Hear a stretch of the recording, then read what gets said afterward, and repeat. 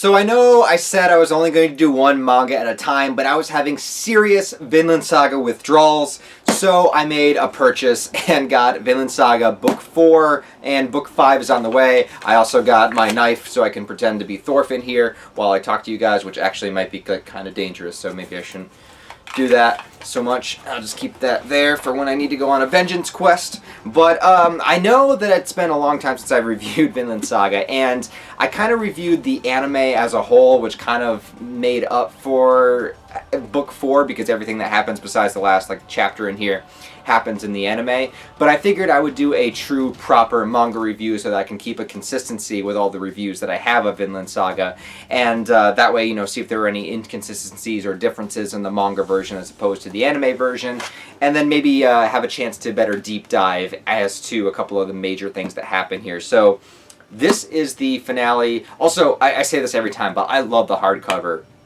versions of this manga. I wish more manga did this. This is fantastic. I love that they do this. It looks a lot better on the shelf that way. Also, you have nice Askeladd there on the cover, which is pretty cool. Very, very thick, which is how I like it. One thing I definitely want to talk about in these volumes is King Sweyn. Alright, he's finally shown here, the king of the Danes and whatnot, and Askeladd friggin' hates this dude. Askeladd has it out for this guy. He doesn't feel like he's worthy. He wants to see his face, so that because Askeladd has this feeling that he can kind of understand everything about a person as soon as he sees their eyes, and he sees the king's eyes, and he sees that he's tired, that he's an old man, or seemingly seems like an old man, that he's not right for the crown, and that Askeladd himself is the one that should truly have it, because we also get Askeladd's backstory here about how his mother, kind of went insane. She got sick, and his father cast her aside. She was one of his many slaves, or many women that he would take in. His father didn't give a shit. And then so Askeladd had to prove himself to his father by basically defending his mother. He grabbed a sword. He said it felt natural in his hand. And he was saying the only reason he couldn't defeat him was because he was a child at the time. And he tells this to Thorfinn while Thorfinn was having his other duel with him. And Thorfinn's had many duels with Askeladd throughout this arc, and probably many more that we don't even see, that we've never even got a chance to see.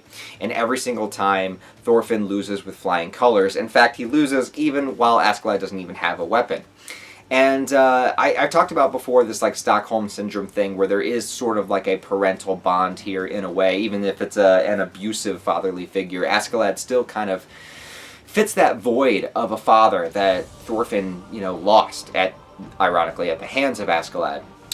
Which was all Floki's doing, and I'm wondering when we will get the information revealed that it was Floki that hired Askeladd to do it, because in a way, look, see, you want to defend Askeladd because he's such a rich and interesting character. He's such a great character, because in a way you want to be like, well, look, he was a mercenary that was hired to do this, so it's not like he specifically sought out to kill Thor's, right? It was kind of all because of fucking Floki, right? Who's been this kind of piece of shit that's kind of sat in the background this whole time. So I really hope that Thorfinn finds out that that Floki was the one that actually hired him to do that at some point. But I'm going all over the place because there's a lot that happens in this volume, so let me try to keep on track here. So this volume is huge on Askeladd. It's huge on his character, which is rightfully so, because spoiler alert, he does unfortunately passed away at the end of this volume. Now, whether or not you think Askeladd deserves it, he definitely was, in my opinion, the best character in Vinland Saga thus far, so it is really tragic to see him go.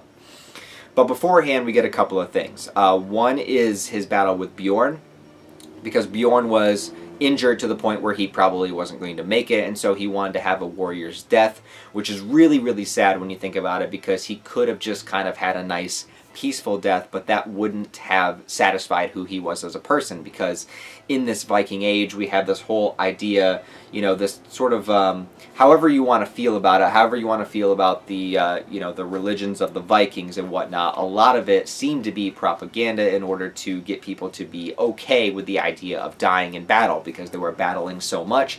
So it would make sense that you would have gods that would revolve around battle, and the fact that, hey, if you die, it's a good thing because you were fighting, you were true, you were just, you were fighting, and then you will be rewarded in Valhalla. And so Bjorn can't just die, in a bedside, so he has to go out and battle. So he battles Askeladd, and Askeladd, as a friend, in a sick, barbaric way, gives him the death that he wanted. And they do admit that they were that they were friends. And Askeladd even says, Askeladd's like, you were my only friend, because being surrounded by having his whole crew of Danes who he secretly hated the whole time, which I never thought that at first when I first started Vinland Saga, because of how they would all enjoy the spoils together and whatnot. I really thought Askeladd kind of like cared about his band, but it turns out that's not true.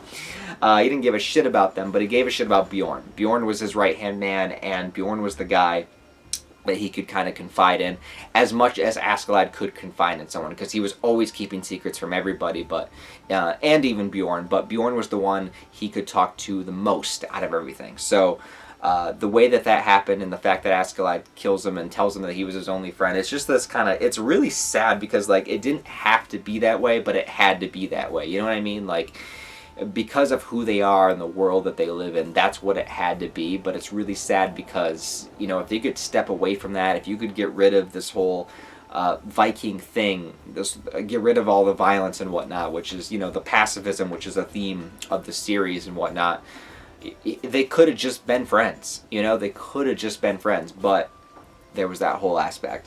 Afterwards, Askeladd has his battle with Thorfinn, and like I said, he annihilates Thorfinn in battle once again and tries to tell him, look, the way that you have to kill somebody you hate is to not constantly antagonize them, not constantly be their enemy, but you have to basically be family to them, like he did to his father. And it kind of goes into that whole Lao Tzu, the art of war, you know, keep your friends close, but your enemies closer. Because that way, at any point in time, you could finally pull the sword or pull the trigger, or whatever you want to call it, and finally kill this person because you've gotten so close to them. It's that manipulation. It's the idea of, you know, becoming friends with somebody, you know, being somebody's brother, and then at any point in time you can betray them. It's a psychological thing. It's a psychological warfare. But Thorfinn was never like that. He was very true to the only thing that he ever wanted, which was vengeance for his father. So he was like, I'm going to do this, and then we're going to have a proper duel, and we're going to face each other, yada yada. And it never worked, because Askeladd would always tap into that rage that Thorfinn had, and Askeladd would always kind of see everything coming. Thorfinn would do the same thing every time, and it was very easy to predict. And even if Thorfinn is an outrageously powerful character, you know, especially for his age, Askeladd has these years upon years of experience ahead of him, and he knows the score. He knows people that wanted to fight for vengeance. I'm sure Thorfinn's not the first person that ever wanted to battle him in vengeance for somebody else's death, you know, and he's done the thing where he's, you know, got close with his father and then was able to kill him at his weakest moment. Years in, he was with his father, I think it said like 3 years or something like that. I don't quite remember, but that's how he finally got vengeance upon him. And Askeladd kind of laying that down and explaining that to Thorfinn, I actually really feel like, again, just like with the Bjorn death, in a bizarre, twisted Viking age kind of setting, that was a very kind of fatherly advice that he gave Thorfinn. Was like, look, if you want to do it, you have to do it. This is the best way. The way you're doing it is clearly not working. You're doing the same action several times and getting the same result. You have to change what you're doing if you want to accomplish your goal. And Thorfinn's so friggin' stubborn because he's stuck in this world, this like low energy world of just vengeance, you know? And he's not using his mind in battle. And he might use it when he's fighting somebody like Thorkill, who he's not attached to in that way, or other people. But when it comes to Askeladd himself, he's not in that world. He's just in the same headspace he's been in for the last 10 years. And that's why it's not working. And Askeladd breaks it down and tells him why it's not working. But again, Thorfinn can't listen because he's so, you know, locked into that world.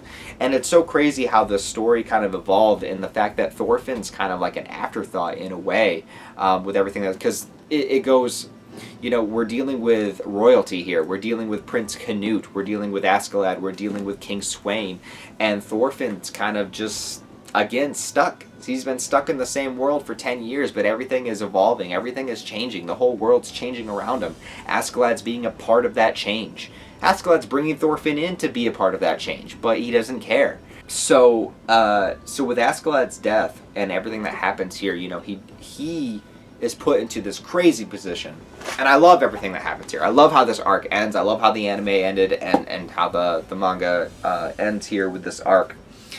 Is that, you know, the king finds out about Askeladd, about his lineage and whatnot, and he kind of gives him the choice, you know, secretly. He's like, look, it's between you want to save Wales, because we're going to invade Wales, where you're from, fucking kill everybody there, or we could take Canute out because I don't want him to be the king, right? And which also Canute has a brother, but we haven't seen yet really, so I'm wondering when he's going to come into play also. So, you know, Askeladd has to bear this abuse of the king talking about whales in front of him and everything, and it's so crazy again to see Askeladd in that place of rage. So Askeladd realizes that he can basically kill two birds with one stone at the expense of his life, and it kind of brings back the ideas that his mother put into his head about Artorias coming back to be a savior, and in a lot of cases saviors are sacrifices, which again, I don't know if this was the author's intention, but there was already, you know, talk about the Viking gods versus the Christian gods and everything that happens here. And, you know, the Christian gods are more focused on sacrifice with Jesus and everything. So I don't know if there's some kind of connection there. I'm just kind of talking off the top of my head, as I usually do. But the idea that Askeladd could be this savior and then sacrifice himself for both whales and for Canute's sake, which is crazy when you think about it, as far as, you know, Askeladd being willing to do this. But he decided that, you know, he's gone too far, he's done too much. You know, he went through such hell to bring Canute here. And so Askeladd just freaking, I love it. It just freaking takes the goddamn head off of King Sweyn, which it was great to see King Sweyn get decapitated because, you know, he's just a gross man to begin with. And the tension, actually, if we're talking about differences from the anime to the manga, I actually think the tension in the manga was better. Because, at least for me, it lasted longer because the way that the pages are presented. For example, when do the page turn and just we have this, you know, statement from Askeladd, just this bold statement where he's like, Askeladd was only a nickname, my true name, Lucius Artorius Castorus. I am the rightful king of Britannia. And then there's just this amazing, like, double page spread of King Sweyn's ugly freaking face being dismantled. And then it gives Canute the chance to show himself in front of everybody, you know, defending his father's honor and taking that throne and becoming the commander, instead of this shy, quiet person that he was. And so he recognizes what Askeladd did, and you know, as Askeladd's just tearing his way through everybody because nobody can stand up to this dude, Canute accepts the responsibility, and even Thorkel tells him, like, this is you, man. This is your moment. There is only one moment to take the crown and to earn the respect of everybody here and to be their king, and so you have to do it. And bam, he's put into that position. And with that, we get Thorfinn's entire life, his entire mission, everything he's done for the last 10 years, like I said, being stuck in that same one spot, is taken away from him by Canute, who has to stab Askeladd and then again earn the respect and the prowess and the command of everybody there, and to show that he wasn't, you know, in cahoots with him or anything, and to show that he is the rightful king, the next king. And because of that, I mean, Thorfinn is broken, man. And this actually was something I thought they did really well in the anime. Kudos to the Japanese voice actor. I don't know his name. But seeing that taken away, I think, was one of the best things that Vinland Saga could have done, for a couple of reasons. Now, I know some people just want to see Thorfinn take revenge for his father, and I totally get that. I totally understand the idea of wanting to see Thorfinn get revenge, some kind of justification for his father's death, and that makes sense. But I think it was brilliant the way that it was taken away from him for a couple of reasons. One is because a lot of it was misplaced. Like I said, because it was Floki who ultimately hired Askeladd to do it. Askeladd was doing a job, and as horrible as that may be, this is the world of Vikings and mercenaries, and if you're paid for a job, you carry out that job. It was just so happens that it was Askeladd that made Thorfinn, you know, vengeance so hard towards him. I think it was good also because it pulls Thorfinn out of that world where, like, that's the only thing that matters, because he never thought beyond it. So revenge would be one thing, but when he's neglected his entire life. He never went back to Iceland. He never saw his mother again. He never saw his sister again. He meets Leif Erikson in this volume, who tells him, you know, that his sister Ylva's had a child and everything, and so he's missed so much based on one goal, one outcome, one desire of revenge, and he never allowed himself to grow. He was a rage-fueled child who turned into a rage-fueled teenager, and he never allowed himself to explore any other part of his personality. He was stuck in one spot. And so to take that away is a very brutal realization, to show him, like, look, your whole life was based around this one thing, but now this one thing is gone. So it's like, what do you do? He is so ungrounded. He has no up, down, forward, back. He's just like, wait, what?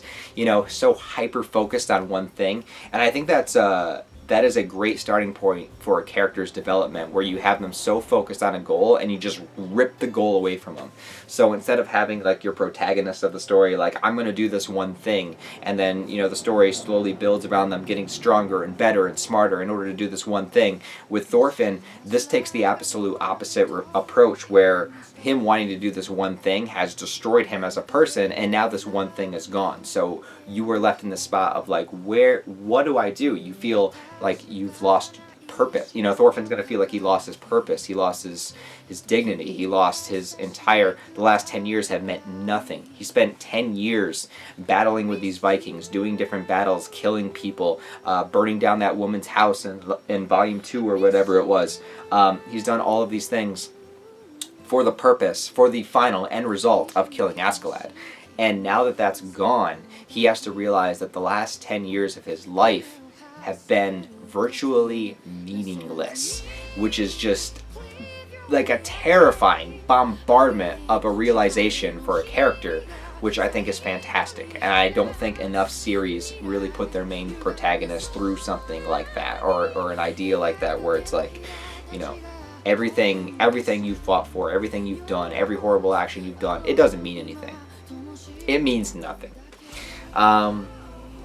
So that's crazy. So we're going to see what happens with that. Other than that, Canute is now going to be the king, I assume. I don't know what's going to happen with his brother, so there's stuff with that. So I hope we get back into that world. I hope we get to see Canute come back and everything. And losing Askeladd really, really hurts, because he's such a fantastic, amazing, great character. And before this review is too long, I do want to touch on, so at the end of this book 4 of Vinland Saga, we do get the start of, I believe it's just called the Farm Arc, and we meet a new character named Enor, who, he seems like a very misguided character in his own way. He is a slave, and he gets bought by this dude who wants him to come help tear down a bunch of forests so that he can expand his wheat farm. And you're like, okay, that seems reasonable. And he even says, like, hey, if you do this, if you work really hard, in a couple of years, you know, you could be set free. We'll arrange something like that. So he's like, oh, hell yeah, I'm going to do this. And I don't know how far into the future this takes place after the King Sweyn death. I think it might tell you. I might have just forgotten. I don't think it's very, very many years. But Enor goes there, can't speak, and then sees Thorfinn, who was also working as a slave. So after the Askeladd thing, they must have taken him away, and they must have sold him off as a slave. And you could tell that he is just depressed. He's just working to work. He's working to work, like he's working to eat. He's just going through the motions. He doesn't seem passionate about what he's doing. He doesn't seem passionate about getting free as a slave. He just seems like, all right, I'm just gonna do this now. And that is a very cool place to put our main character in, and to see how he's going to expand from this. Obviously, he never went back to Iceland. He's probably too afraid to show his face around his family for them to see what he's become. Also, the more you distance yourself from that, you know, it makes it less real, because if he was actually face to face with his sister and mother again, then everything that he went through, you know, it really becomes the truth. And it is the truth no matter what. But if he's, you know, a slave here, I don't know if he ever tried to escape, but I'm assuming it's Thorfinn. If he wanted to escape, he could probably figure out a way to do it. He's probably skilled enough to do that if he wanted to. I don't think he wants to. I think he's in this state of depression, and he's just kind of living life, whereas like this is it, you know, this is where I'm at. He's not thinking too hard about it. He's everything he wanted was teared away, and he probably thinks about his father often, and his father's words of you know, a true warrior needs no sword. And what does that really mean? And I'm sure he's gonna kind of figure that out going forward. And this character of Enor, who seems a little bit more excited about the possibility of freedom, and then not realizing that, oh yeah, we only get like a piece of bread a day, and we have to tear down like all of these trees, and like we're severely overworking ourselves. And it might not be as easy as he assumes it is, but we'll see. I'm sure he's going to form some sort of friendship with Thorfinn, and maybe he will maybe he has some kind of knowledge that will kind of spark Thorfinn out of his depression. Maybe he you know, will share his story, and it will have a similarity to Thorfinn's in a way.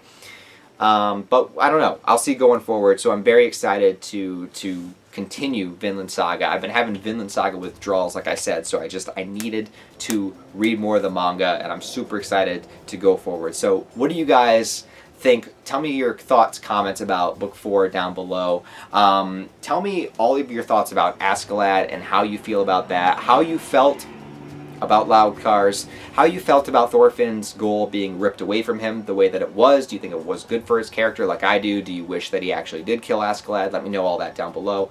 Also, give me just a little bit of teases about what I can look forward to in the farm arc without heavy spoilers. Just give me a little bit of an idea of stuff to look forward to, maybe some themes or ideas that the series covers that it will eventually dive into. But other than that, guys, I really appreciate you watching this review. Every single view that I get, whether it's 1, whether it's 100, or whether it's one of my Berserk videos that gets in the thousands, everything, I don't take it lightly. I don't take it for granted, because that's one person that decided to watch this video, that decided to click on it, and maybe thought it was interesting to stay around for a few seconds or for the whole thing. So I always want to let you guys know that I really, really do appreciate that. I love having these discussions. I love talking about stories and fiction and how it relates to real life and how it connects to us in different particular ways and how we can all interpret it differently and reflect it on our own lives. And it's just one of my favorite things in the world to do. So thank you guys very much. Give the video a like, comment, because that helps it's me seeing the algorithm. Check out the description below for the Discord and Patreon links if you're interested in that.